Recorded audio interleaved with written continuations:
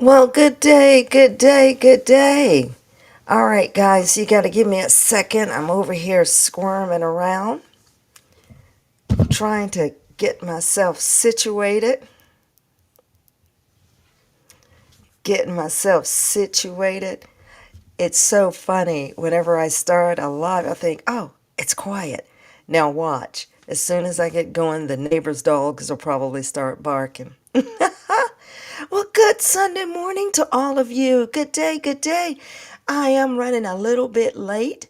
And the cool thing is, since I'm running a little bit behind, maybe I won't drag out my blabbering too long and you guys can get yourselves up and out and going and doing all those things you want to do this morning, especially for those of you getting ready to head out to Sunday school, church, or anything like that.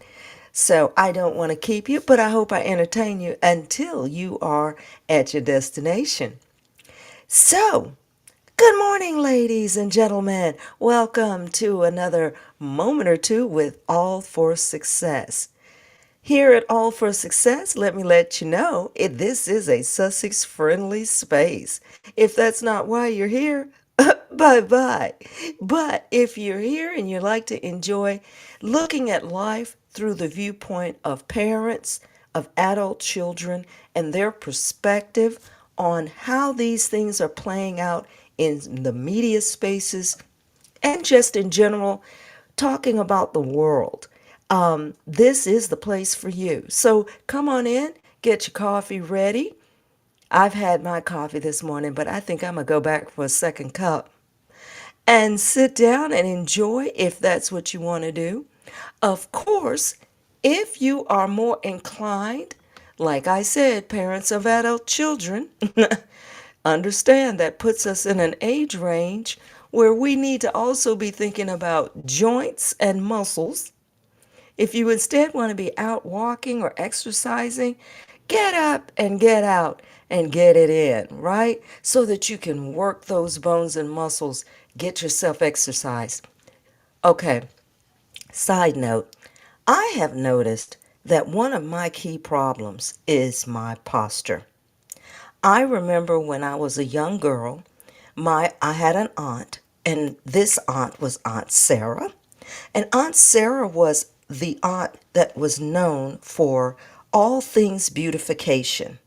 She loved telling you about oils, things to put on your knees and elbows to keep them soft, how to keep your skin clear. And the other thing Aunt Sarah was known for was her Playtex long line girdle. Now, I know this is not a commercial, but if it were one, she would have been the wonderful poster for it. She had a wonderful figure, and she definitely wore her, listen to me, ladies, Playtex long line girdle. Now, for younger people, you probably are wondering, what in the world is that? Okay, well, here's the thing. It was akin to like a bodysuit or today's version of Spanx, but the girdles were heavier paneled, and it generally had a panel in the midsection that was thicker. Some of them were made with what they call whalebone, so that it was stiff when you put it on. It's very similar to the corsets of today, even the ones that are fashionable. But the Playtex girdle was so tight, most of them either zipped up or you put them on like a bodysuit, and they generally came down to the mid thighs. That joker was super, super tight. And be advised, this is in the era when women generally would put that on underneath their clothes all the time. I mean, it didn't matter if you were working in the fields, the farms, or in the church. Most women wore girdles. Now, here's something ironic about that, now that I'm at the age that she was at this time. I didn't think it was important. You know, we were kids and we were like, nobody's wearing that stuff. We just put on stockings or maybe didn't put on stockings, slips and all that kind of stuff. We were thinking, that's old fashioned. But I have to tell you, ladies, nowadays, at my age, I have some back issues, soreness, lower back pain. And I often wonder, If I had worn that girdle, let's say for 20 years, would my posture be a little bit better? Meaning, when I sit in a chair now, I sometimes find myself basically curled over, especially when working at the computer. You know, I'll have my back, my head will be pushed out, my neck will be jutted forward, and I'm basically sitting like I'm curling up in a ball. And I have to make myself throw my shoulders back, pick my head up, and sit up straight. So, anyway, why am I talking about all that? Is that whenever I relieve myself of that bad posture, my back generally feels better. Now, I just wanted to throw that out there. So, for you young girls, it's something to think about. For those of you who are here with me, I'm not sure if it is a real thing, but I must tell you that I try to work on keeping myself erect, especially when seated, leaning a little bit forward, keeping that back straight. So for the time that I'm with you all, I have to concentrate and make myself do that. Whereas in my Aunt Sarah's day, that girdle kept them in place because you certainly couldn't curl up while you had that joker on. Okay? It was so tight, it was going to keep you straight. So, anyway, I don't know what made me think of that, but that's just a side note. We're talking about posture and exercise. So, try to keep yours in check. And remember, the sooner you keep track of that, the better off you will be, okay, down the road. And then hopefully, when you're my age, lower back problems will not be on your list. Okay, let's just keep that in mind. But anyway, all right, where was I? Welcome to everybody here this morning. Thank you guys for being here at All for Success. Now listen, it has been a busy All for Success week, right? I know, I know that most of you are like me, and of course, if you didn't get your item off of Megan's website to get the jelly, the jam, I was actually going to get the crepe mix, all right? But I didn't get that yet. So I'm going to have to put that on the back order. I was going for the crepe mix. I was going for the things that I thought other people might not be super interested in. I was going to hit up the crepe mix and I was going to go for the honey. Now, I know that's a big item, but I said, hey, I'm going to take a chance. Now, here's the flip side of that. I'm in the middle of the country. I'm in Tennessee. So I need my local honey to help battle the allergies that we have in this region. So I'm a stickler for getting honey from some of the beekeepers here in and around my area. But I was going to try hers because I thought, wonder if they did anything, special to it or if it's just straight.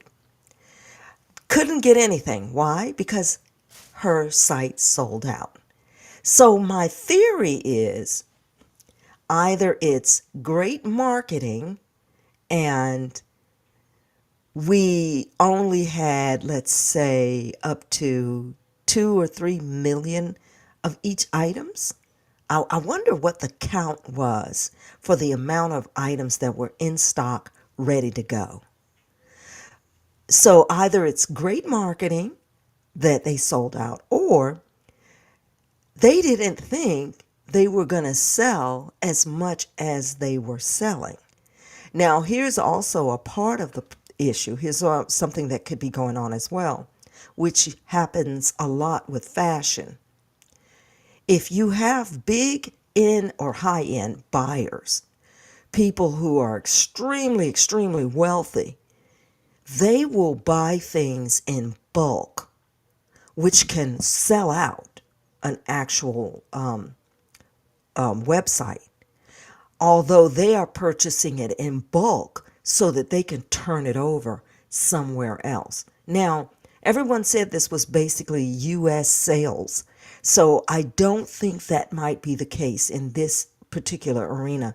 So I'm just going to have to believe that what she put out, the demand was much higher than they anticipated. In other words, instead of people going to the site, for example, buying a single item, they instead went and tried to purchase 10 or 20 of any particular item, and thus a million people wiped it out, right? But anyway, so I'm going to be looking forward to when there's the new section or the new build-up and I can get that crate mix. I want to try that. In the meantime, what I do plan to do, and I hope you all will have fun with me trying this, what I plan to do in the meantime is to attempt to make some of the things that she actually made, especially the banana pudding with the fruit that looked delicious. And I'm going to try to do little short videos of how my work comes out. The other thing I want to try is the fish that was cooked in the salt. Guys, that looked delicious. I have got to try that. So when I do try that, I'm going to film it if I get myself camera ready. And I want to see how that turns out. So we'll see how that goes. So in the meantime, I don't have her items. I'm going to work on some of the things that she did on her site. And I hope you all do too, because I love watching the videos of folks who have attempted the recipes. It gives me an idea of how to try to do it myself. So I hope you guys get to do that too. As I said before, it's planting season, folks. I know some of you may have even seen my little clip of what I've put in the ground so far. We got broccoli and cauliflower out there, so I got to let you know when I'm getting ready to put down some other things. I got some greens I need to put in the ground. So you guys have fun. Join in. We're basically going to be doing our own show, just like with Love Megan. We're doing the same show. All right, all right, all right. So quickly, folks, please and thank you for being here at All for Success. Thank you so, so much. Please like, share, and subscribe. And I won't bore you with saying that all through the chat. But I hope if you have a chance to that you can. I look forward to all of you participating and having fun in the comments. Sometimes I can see the comments and back up every now and then, but it might take me a minute to get there. Okay, so here's what's happening this week. Folks, what is the UK media doing? Well, let's slow down. With the Centabale CEO or chairman situation, all of the UK media is trying their best to affix the cause, affix the problem, affix the negativity to Meghan, right? We have somehow the UK tabloid media is going to associate everything negative, all of the issues and problems, they're trying to put it in Meghan's lap.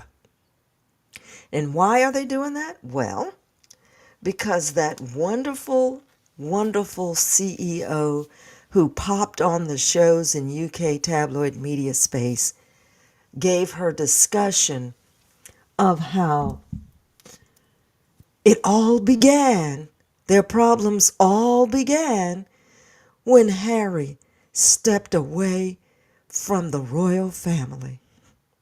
Donors started walking away, and then Meghan just appeared out of nowhere at a polo match and messed up the stage choreography.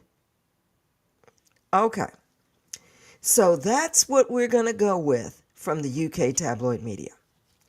Now, over the week, folks, now, without all the details, this is the great thing. Over the week, what have we had people doing? Both non-interested parties and super squaddies. Well, you know they do what they do. They read, they investigate, they make copies, they take photos, snapshots, and guess what? They make phone calls and they find things out. So what have we found out? Well, it would appear that there are some things to be questioned about the governance by Miss Sophie Shanduka. Okay? Now, there's not a lot for us to go into because there's right now an investigation, so there's not a lot of flat out what I call information that has been confirmed.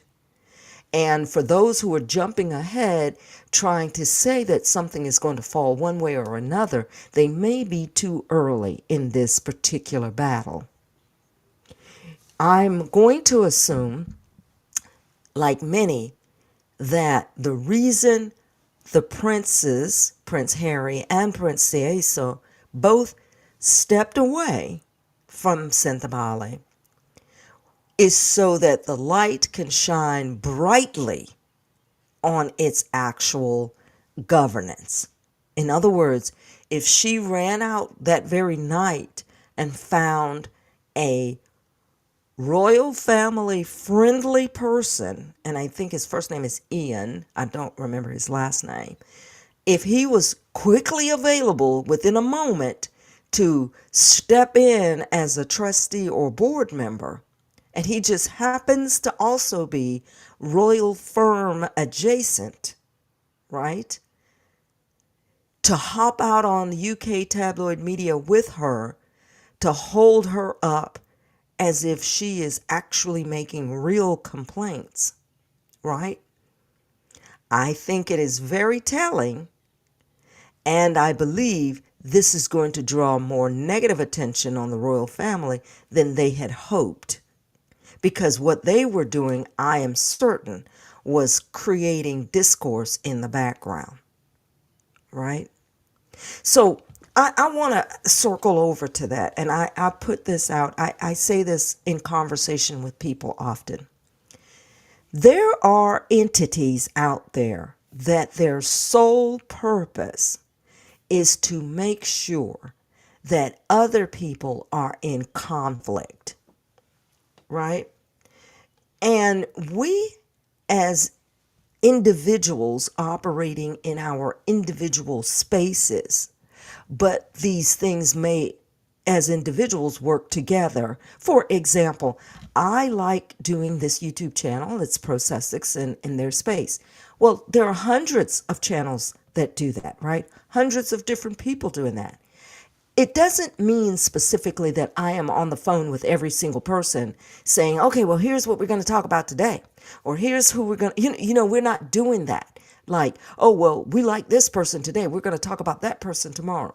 Basically, as an individual, we are all reading some of the same material, seeing some of the same things, and we're just generally coming to the same conclusions. It doesn't mean we're operating in a round table cult-like fashion, right? But be advised that there are proponents in the world that are operating like that in opposition to various things, right? I'll give you an example. Not long ago, I'm not sure if you all are aware, but there was a moment of a discussion where people were saying, what you all may have seen in the news feeds, where people were saying they were not going to support Tesla, right? Tesla, the automaker. And it's, of course, in the U.S., it's due to very broad political situations. Okay, so people were saying, I'm not going to support Tesla. And then people who have Teslas were saying, oh, I'm sorry, I bought the Teslas or whatever. Well, now, this could be simply individual preference. I don't own one. So it's not likely that I'm going to run out and purchase one.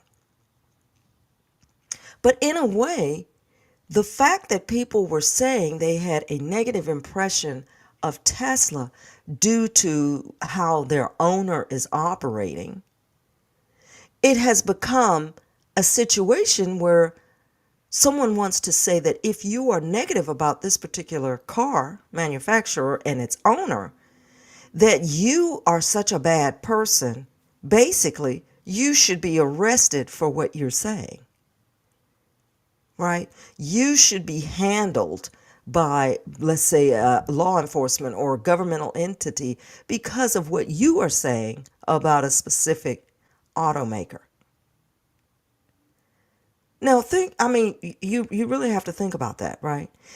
There are elements that want you to pledge your allegiance to something that perhaps you have no interest in. And so in this way, it is similar on the flip side. You have an entity, a structure that has pledged its negative allegiance to the Sussex family, no matter what.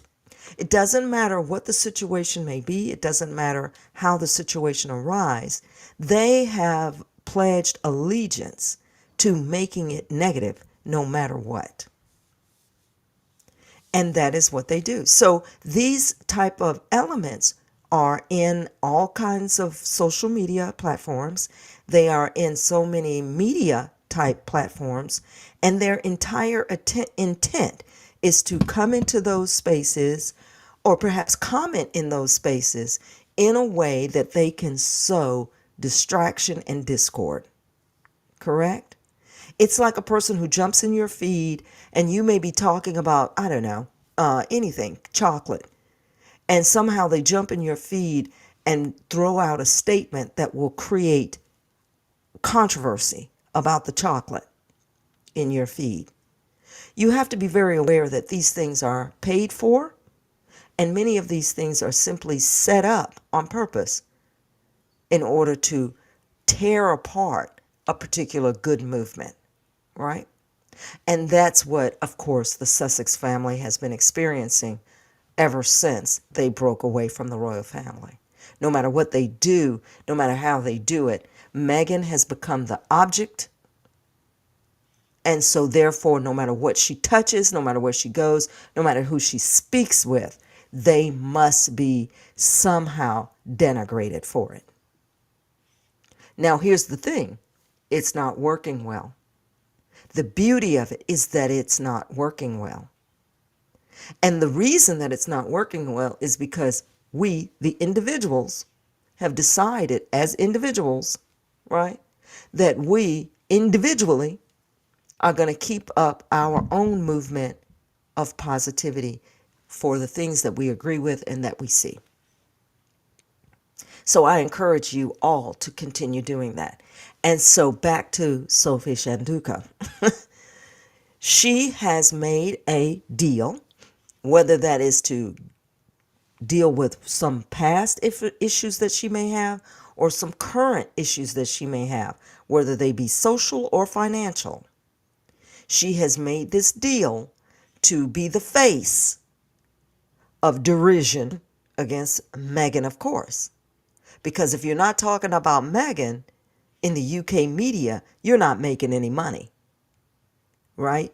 They have entire shows that are dedicated to let's talk about Meghan and Harry.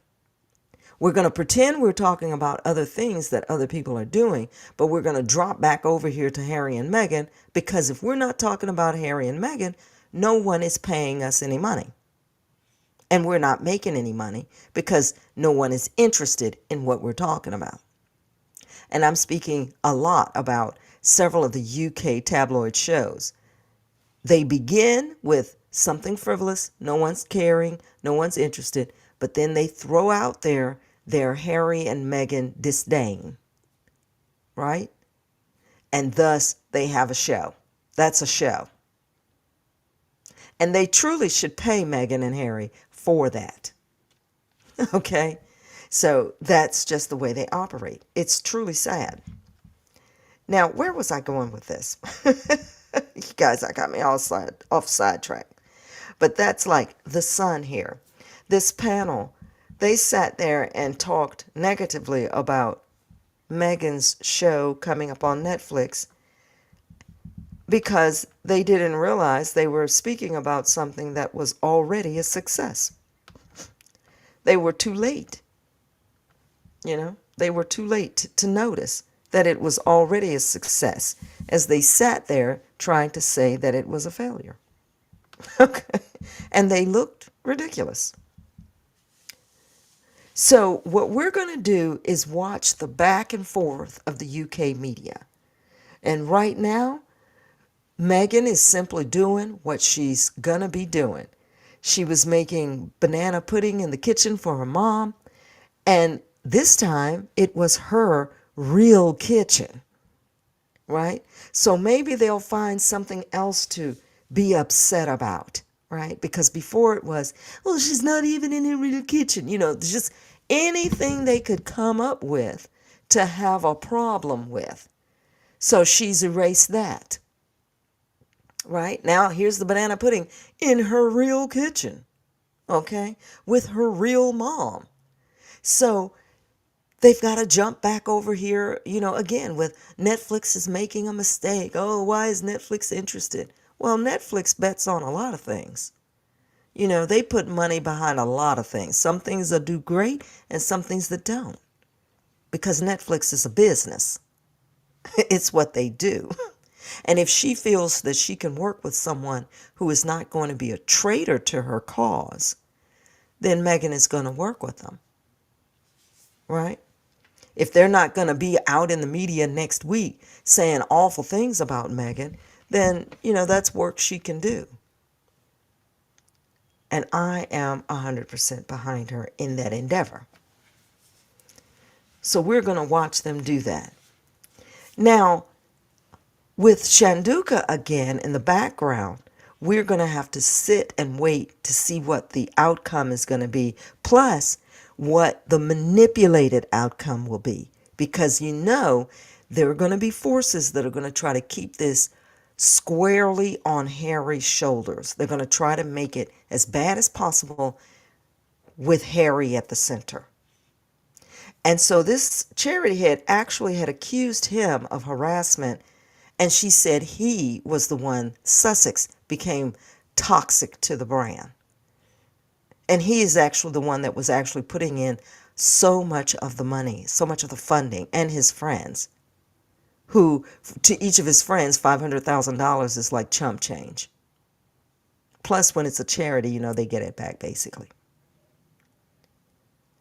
And so this person is going to try to come up against this particular type of personality in this charity. And even the people of Lesotho understand. No, they know Harry. And this is what's important, is that the whole world knows who Harry is. They have watched Harry grow since he was 12.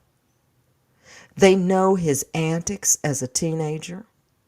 They know his drinking binges as a young adult. Everyone is aware. Everyone knows Harry. We have watched him grow up. You cannot fool us who are the age of his parents. You can't trick us into thinking he is someone who he isn't. We have watched him grow up practically like the Truman Show. We saw his every move. You can't tell us he has a character and a personality that he doesn't have. We've seen it. Yes, we knew that he stripped naked and showed his bum when he was at a party. We know that. We were there. Okay? We saw that. We knew that he got drunk, going to clubs and bars. We knew that. Just like we knew that he became a soldier and worked in and around the military for more than 10 years. We know that also. And we also know that he started taking over causes and charities for his mom and working with the young kids and the people who were extremely vulnerable. We know this because we saw it. So it's going to be very difficult of this young lady to come from a place of, even though she has great accolades and she has a wonderful resume, we don't know you, Sophie Shanduka. We don't really know who you are. So now we're going to find out who you are. We're beginning to understand who you associate with. But it's not possible for you to tell us who Harry is. We all know who he is. But we do not know you, Sophie Shanduka. Sometimes, doctor. Right? We're going to get to know you. And that could be good, or it could turn very ugly. right? So just keep that in mind when there are things out there. But here's what I believe. I hopefully pray, I really do, that Harry and Prince Say So continue to succeed in spite of these attacks. When it comes to Lesotho in South Africa, you don't hear as much horror about that area of Lesotho as you do about, say, the greater South Africa. And my guess is that it operates a little bit more like the old village kingdom. And so that is where the interest lies, and that's probably why Princess Diana had such an interest. It was somewhat separate. But we're going to keep our eyes on this story. I know Prince Seeiso is not as outspoken, perhaps worldwide, as Harry. But since that statement was joint, it is quite obvious that they are sticking together in what they believe. They are sticking together and supporting each other. And I think that is wonderful. So let me take a moment. Let's see who is here in the chat with me this morning. Thank you guys for being here. I got to say thank you and good morning. Lorna Williams. All right. She just saw my notice. Yay. I'm glad you did. I have to tell you, I was in the middle of a struggle. It was unreal. Thank you for coming in, Lorna Williams. You all are the Super Squatties. King for Concepts. All right, Super Squatties, thank you for being here. Happy Sunday to you. Okay, for us, I think it's 6 April here, Sunday, and we do have rainy times in our area, a little bit of flooding. Thank you so much for being here this morning. Good morning, Joyce Anderson, saying good morning to all of us here at All for Success. Oh, I love all the hearts. Honored to be here with you. You know, you honor me. Trust me. Understand. You definitely honor me by being here. It's unreal. Lorna Williams also says that here it was only U.S. sales, no international shipping. Small businesses start small and can project from first sales the amount of future sales. Excellent. You are such a business mind. So that is brilliant, brilliant. So you're saying, I'm thinking what you're getting at is they may have had a set amount, and then you're saying they're just hired a professional expert to scale up. Okay, gotcha. So that means here's the amount I have in the beginning, but it could become greater and greater if people are more interested. Understood. See, that's business sense. I need business acumen. I would love to have a business myself. Joyce Anderson is saying the devil is busy, and you know it. And they don't never tire. The devil never tires. Remember that. The opposition, they don't get tired. They don't take days off. And you know what? The opposition never says to itself, I think I'll do better. That's just not the opposition. It will always continue on its mission. And its mission is what? Destruction. It has no other mission. So division and destruction is what? Even in biblical times, it is what the devil said he did. I'm just going from place to place, here and there, to and fro, up and down, in and out. What am I doing?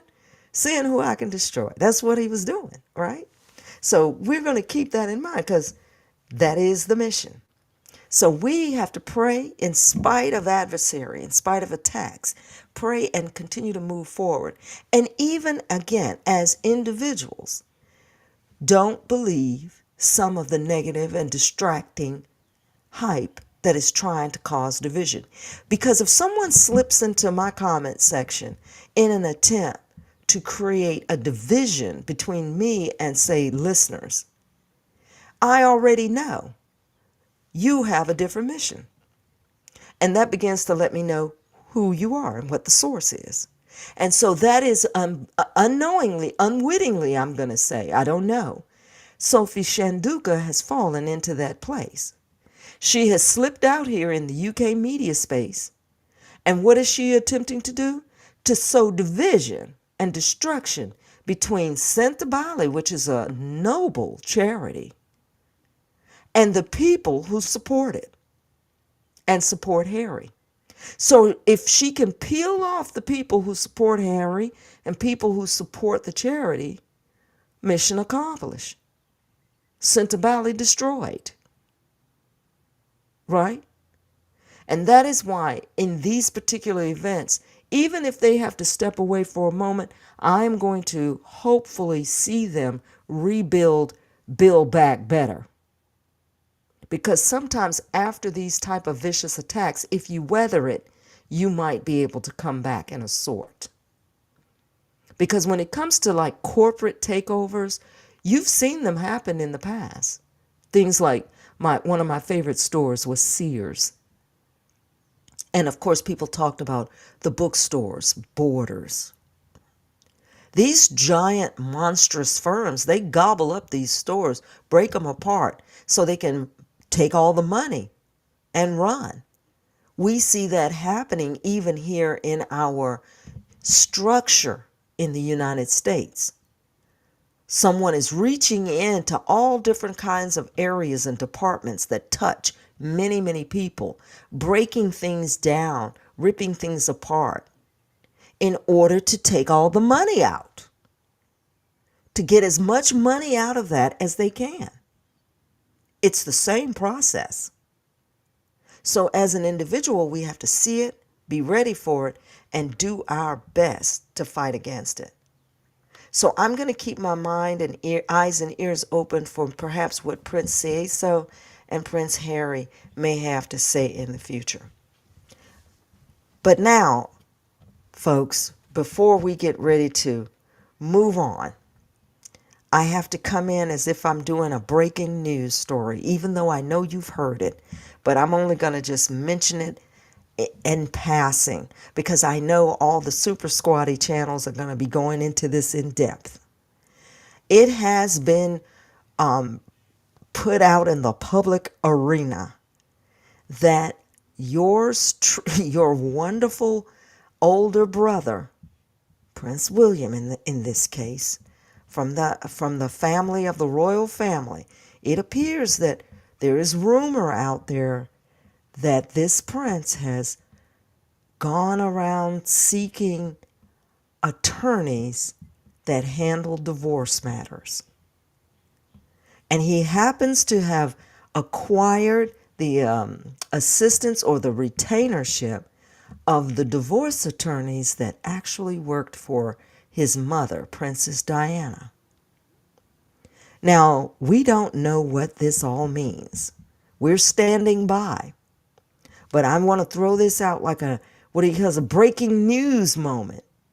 Because if there is some kernel of operational mischief going on here and his marriage is in any type of destructive positioning, they are going to need a lot of assistance to try to make this work in the world mindset of the UK tabloid media, which is where they try to destroy Harry and Meghan's marriage.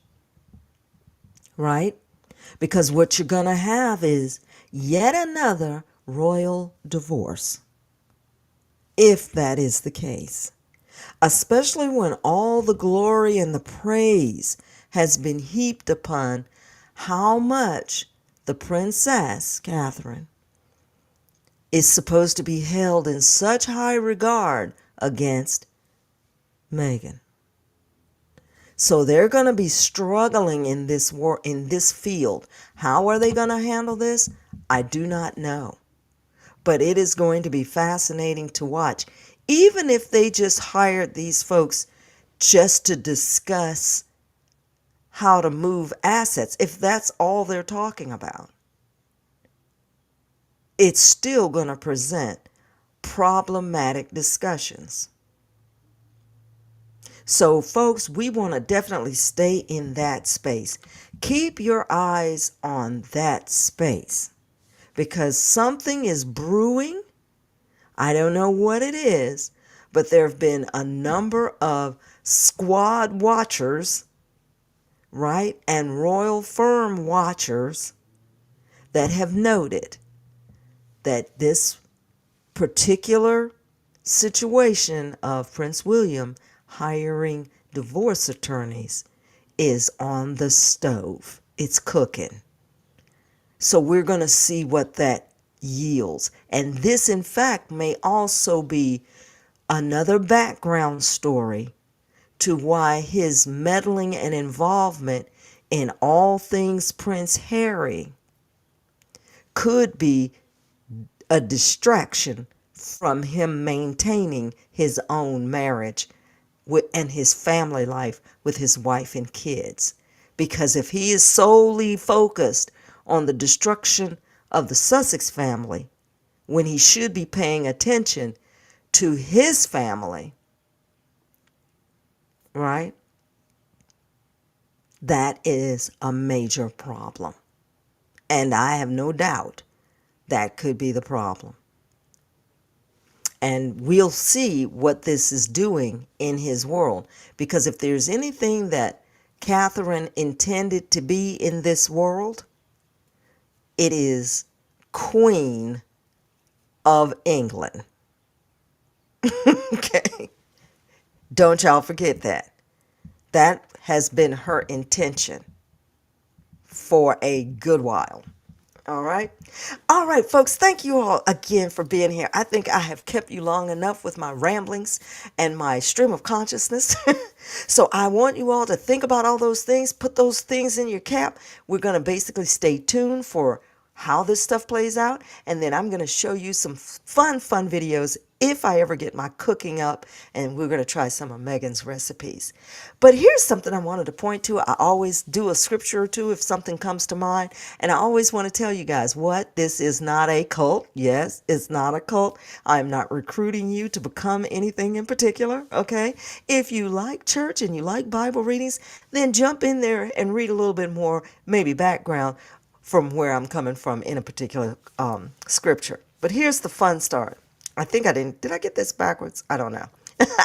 But here's where I wanted to go. I wanted to reply back to the point of when people don't know you, right? When, again, Sophie Shanduka, I don't know her. I don't know her. However, Harry, we know. So that led me to think about a particular conversation that was happening, guys, Acts 19. Okay, you can kind of creep up to 10 or start in the back. But here's what's going on. Paul, has been traveling around, and he's going around visiting different churches, and they're talking about how things are set up and, meeting other people that want to worship Christ, right? And so in chapter 10, it says, and this continued by the space of 2 years, that all that dwelt in Asia, and Asia, what they're talking about, the areas like Macedonia, Greece, and blah, blah, blah. But anyway, you can get into that on your own, have fun with it. And so they're talking about that they have heard the word of the Lord Jesus, both Jews and Greeks. And so God had shown them wrought special miracles by the hands of Paul. Well, right, Paul is known for doing miracles, healing the sick and things like that. So that from his body were brought unto the sick handkerchiefs and aprons, like they would bring clothing, pieces of clothing, and the diseases would depart from the people. Evil spirits would go out of them. Remember, they would refer to things like sickness, infirmity, mental health issues are also referred to as evil spirits in the Bible. Remember, again, caveat, I'm not trying to preach or convert you, okay? So just have fun with the story. So then a certain vagabond of Jews, exorcists, they would look upon them to call over them which had evil spirits the name of the Lord Jesus, saying, we adjure you by Jesus whom Paul preaches about. So you're like, wait a minute, what's happening here? Okay, what was happening is this. A group of folks, right? And they say vagabond Jews, but what they kind of mean is just a group of people, like let's say traveling around as well. They may have not been super, super rich, but they too would go around and say the things that they knew Paul would say, like in the name of Jesus, we're going to get rid of some evil spirits. And in a sense, they were basically doing this kind of as a sideshow / for money kind of situation, pretending basically to be preachers like Paul. So what happens is, and there were 7 sons of a person named Sceva. He was a Jew and the chief of the priests. And he did so. And the evil spirit, because they're coming, okay, to these folks who are supposedly sick or infirm or inhabited by evil spirits. And and his sons, which they're calling him a vagabond because he's kind of a traveling salesman, let's say, okay, a snake oil salesman, so to speak. And so he is approaching this person who is consumed with an evil spirit or some type of illness or whatever. And he's going to say, I'm going to pray out this evil spirit because they're doing it kind of as a show and for money sort of situation. Well, guess what happens? The evil spirit answers back and says, Jesus, I know. Paul, I know. But who are you? And the man in whom the evil spirit was, he jumped on them and he overcame them, basically beat them down. And he prevailed against them so badly so that this man and his 7 sons had to take off running out of the house, beat up, and they lost some of their clothing. Okay?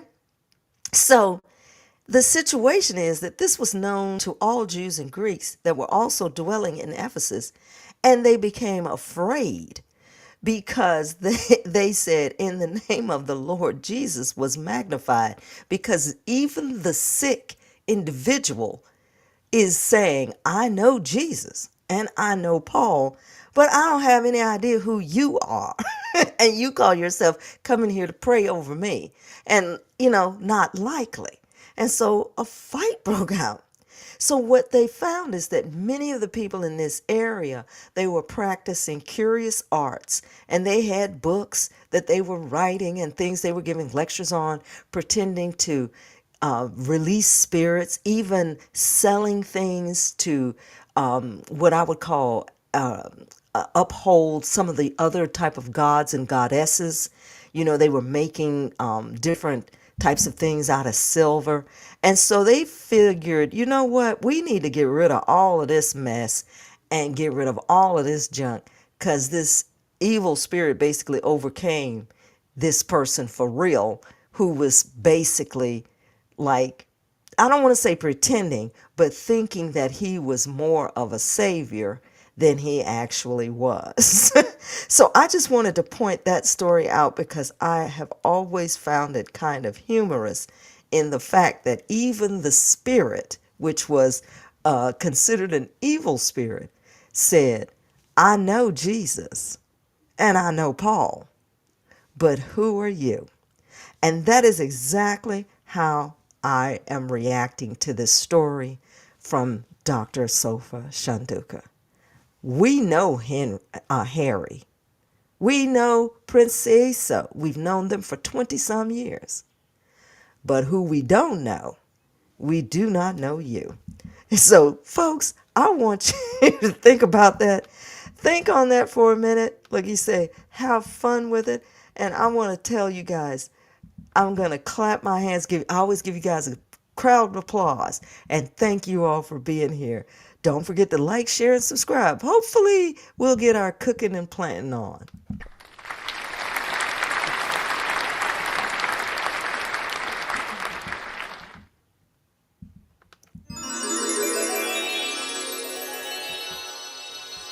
And thanks again. Have a great Sunday and a great rest of day.